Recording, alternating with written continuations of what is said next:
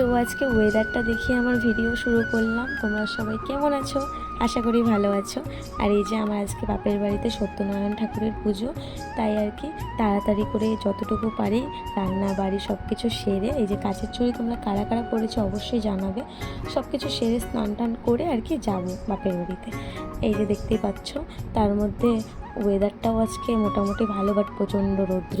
ঠাকুরমশাই 10:30টার মধ্যে আসবে, এর জন্য আর কি তাড়াতাড়ি করছিলাম। প্রচণ্ড মার সাথে হাতে হাতে করতে হবে, যেহেতু পুজোতে টুকটাক অনেক কাজ থাকে। এই আর রৌদ্রটা তো দেখতেই পাচ্ছ, প্রচণ্ড রৌদ্র। আর এই যে দেখো মদনমোহন বাড়ি, তো তোমরাও একটু দর্শন করে নাও।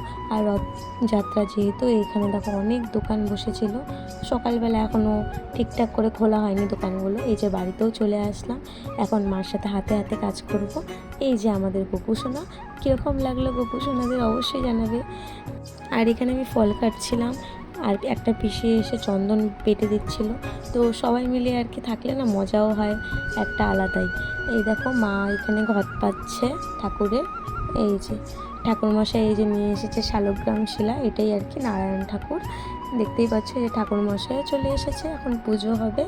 আর সত্যি বলতে পুজোটা খুব শান্তিভাবে হয়েছে। আর পুজো হলে তো বললামই, একটা মন আলাদাই একটা শান্তি হয়।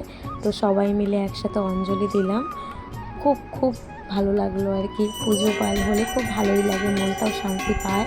দেখতে পাচ্ছ এখানে আরতি হচ্ছে। তো আজকে এতটুকুই ভিডিওটা। সবাই ভালো থাকবে, সুস্থ থাকবে, এটাই চাই।